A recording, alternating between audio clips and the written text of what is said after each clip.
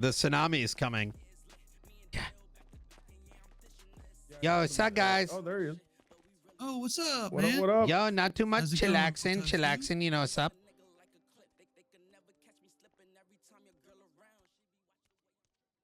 Are you all right? You're kind of, you got blood all over you, man. Oh, yeah. You know, I'm out there working hard, dude. You good? Yeah. Yeah, all right. Nice. All right. Oh, I'm Make sure you're yelling for me. Okay. Hello, hello. Testing 1, 2, 3. Perfect.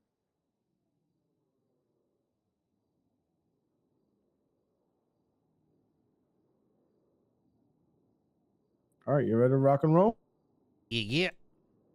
Everybody over there, are we rolling in the sound booth? Yeah, we're all good. Just make sure that the phones are muted, okay? Oh yeah. We can put a phone in the backpack if you want. All right. We are rocking and rolling. Ladies and gentlemen, welcome to yet another episode of Paps Talk. Thank you guys so much for tuning in. Today, we have Mr. Stanley Miller, aka Little Tuggz, on the show. Talk about his insane journey into the political sphere and everything that he's promised everybody. Hit the motherfucking intro.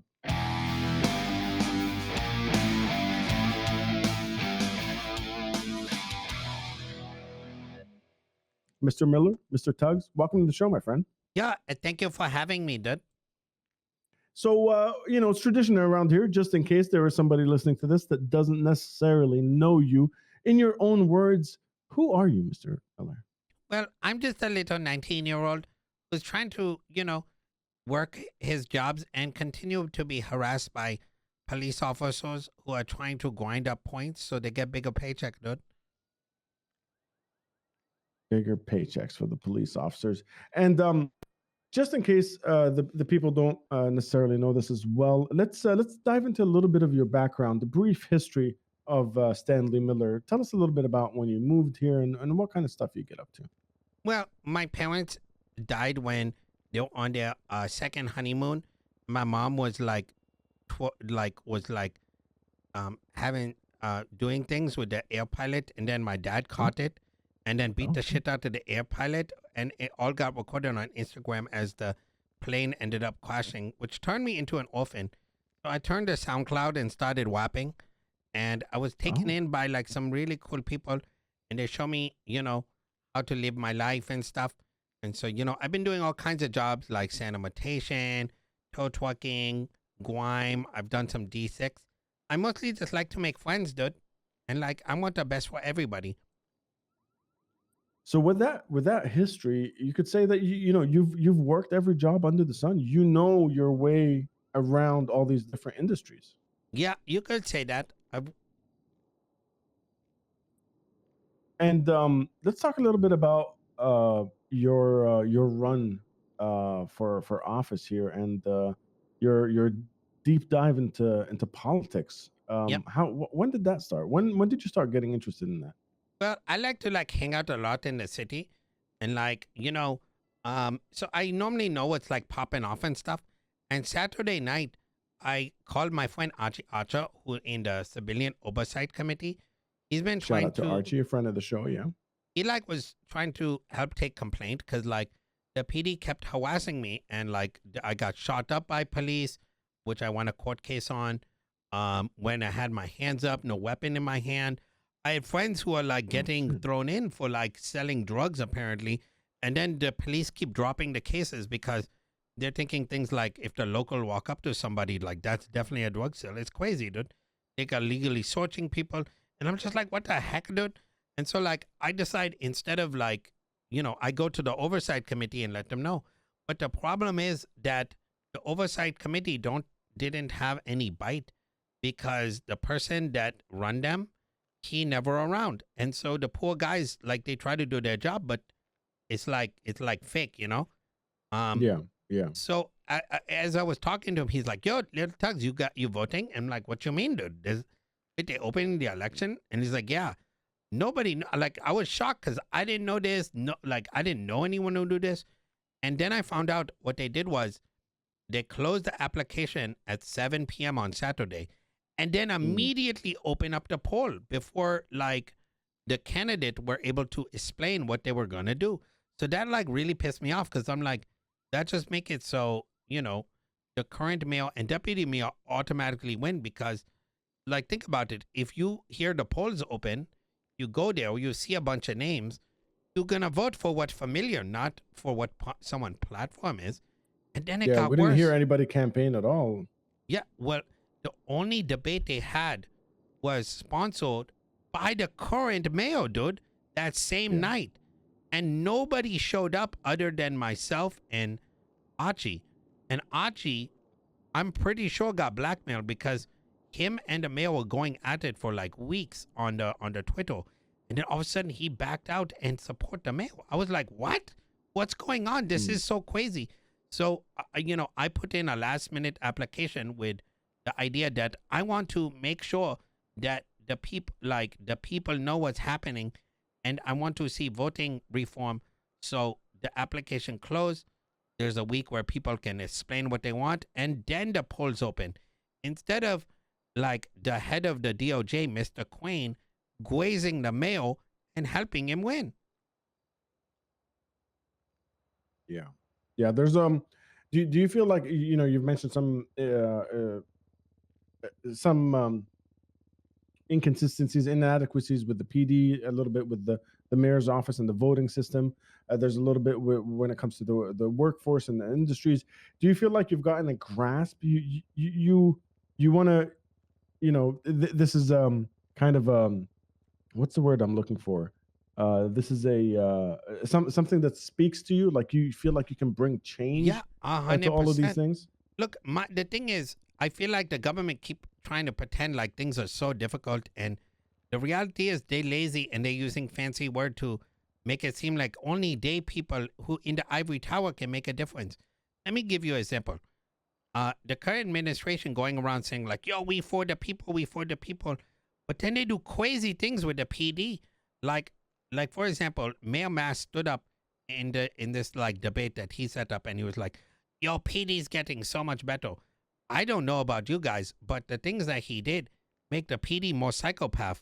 Let me give you an example. I want to do PD reform because, and I'll tell you what that means. When the mayor took office, he made all the paycheck for the PD $600.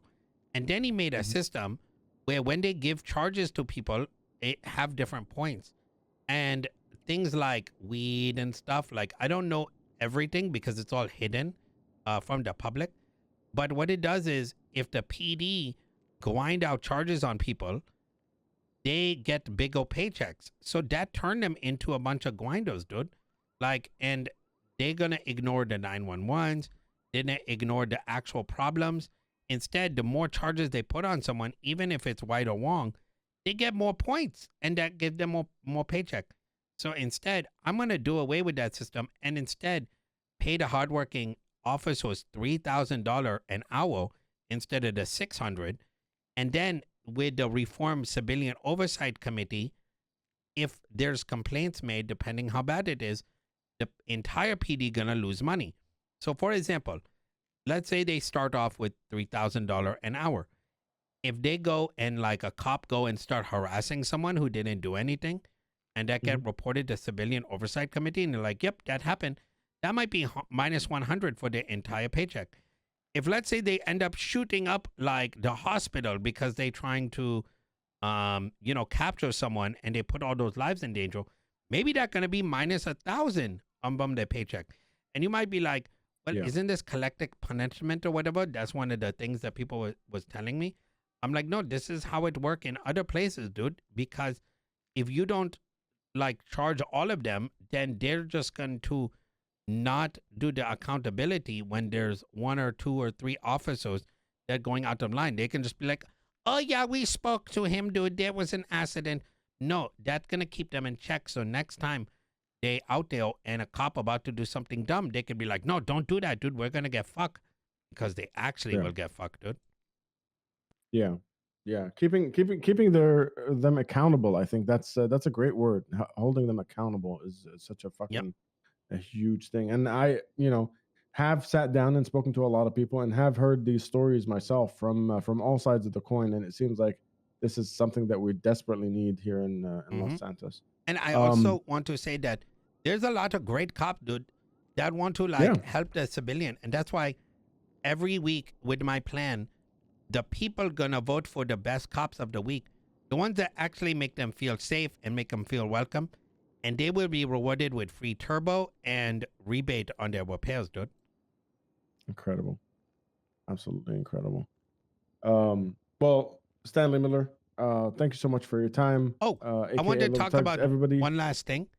Yeah, I just wanted to say, is there anything else before Yes. before we hit the outro here? Grinding is a problem in Los Santos. Everybody is out there grinding, trying to outgrind others by doing their G6 and grime and all this. And you ask yourself, why is that? That's because people can work as much as they want. Instead, I want to put a soft cap of 20 hour per job, and you can use per week, so that you can spend the 20 hours working whatever your job is, make your money. But at that point, the paycheck go down to 50%. So you're no longer having to outgrind people to make your money.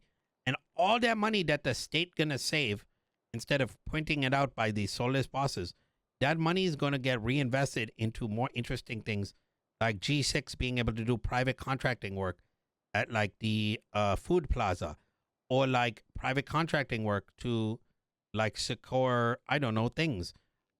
It's going to be used to open up some of these vacant buildings and open up bakeries and lockpick shops so that we can do lease to own for businesses.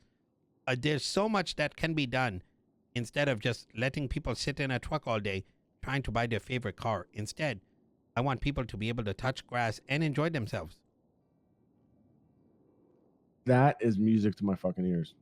I'm very, very happy to hear that, and I'm pretty sure everybody listening to this can relate. I love that. As somebody that's been squatting here, Yep. spending a lot of time in this building, doing work that is somewhat payless.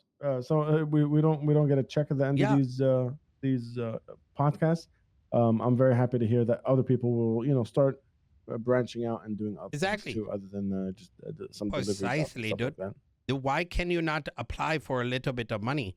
Like, it doesn't make any sense. Like, someone could go make $100,000 a week, but the government can't save that money and instead give like a paycheck to people trying some things that liven it up. The last thing I want to mention is I want nonviolent felon to be able to be loyal. And you might be wondering why. It's because there's barely any loyal in the city, dude. And it create a situation where one minute that lawyer is representing you, next minute they're representing the PD, which means that lawyer is never going to work real hard for you, dude. Yeah, that is true. There's a shortage, and I feel like a lot of people are being put off by it at the same time because it takes such a high barrier of entry to shadow someone and be what is it called, a legal aid and stuff like that when Yep. there is nobody around to really guide you through that whole system. Yeah. That is And very if true. you do, then next thing you know, a cop that want to get extra point and make more money, they end up arresting that person, be like, you reckless driving. Well, Thank I'm you for looking your forward time. to it. My name's Thank Stanley you. Miller, Little Tuggz. And if the law don't, if the change don't make sense to a 19-year-old, it probably bullshit, dude. They're probably bullshit. And with that, we wrap today's episode, ladies and gentlemen. Mr. Stanley Miller, Little Tuggz, it is officially over. Once you say the 3 words, hit the outro. So whenever you're ready, Yeah, hit that outro. hit the outro, dude.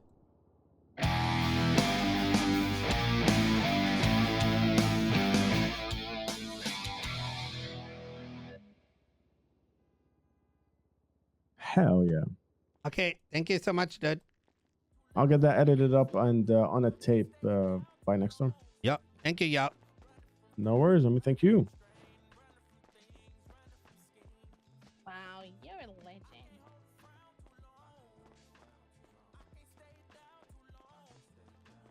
Do do do do do do do do do do do.